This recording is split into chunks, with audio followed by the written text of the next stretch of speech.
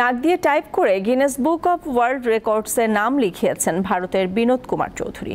নাক দিয়ে দ্রুত ইংরেজি বর্ণ লিখে নিজেরই গড়া রেকর্ড ভেঙেছেন তিনি। আর এ নিয়ে তৃতীয়বারের মতো গিনেস বুকের নাম তুললেন বিনোদ।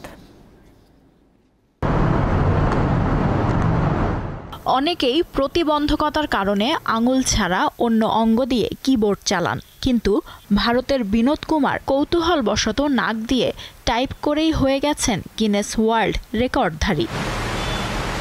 রেকর্ড গড়তে ঘন্টার পর ঘন্টা অনুশীলন করতেন তিনি।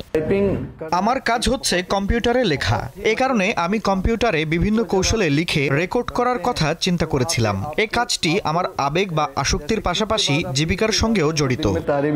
2023 সালে প্রথম নাক দিয়ে লিখে রেকর্ড গড়েন তিনি। ওই সময় তিনি 27.80 সেকেন্ডে ইংরেজি বর্ণমালা লিখেছিলেন। পরে একই বছর তিনি 26.73 সেকেন্ডে লিখে আগের রেকর্ড ভাঙেন। এবার তিনি ইংরেজি 26টি বর্ণ লিখতে সময় নিয়েছেন 25.66 সেকেন্ড। আমার স্বপ্ন হচ্ছে সাবেক ভারতীয় ক্রিকেটার সচিন টেন্ডুলকারের মতো রেকর্ড ভেঙে রেকর্ড করা।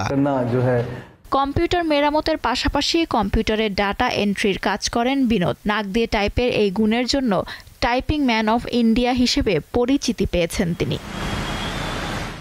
লুৎফা ফৌজিয়া, দীপ্ত, বার্তাকক্ষ।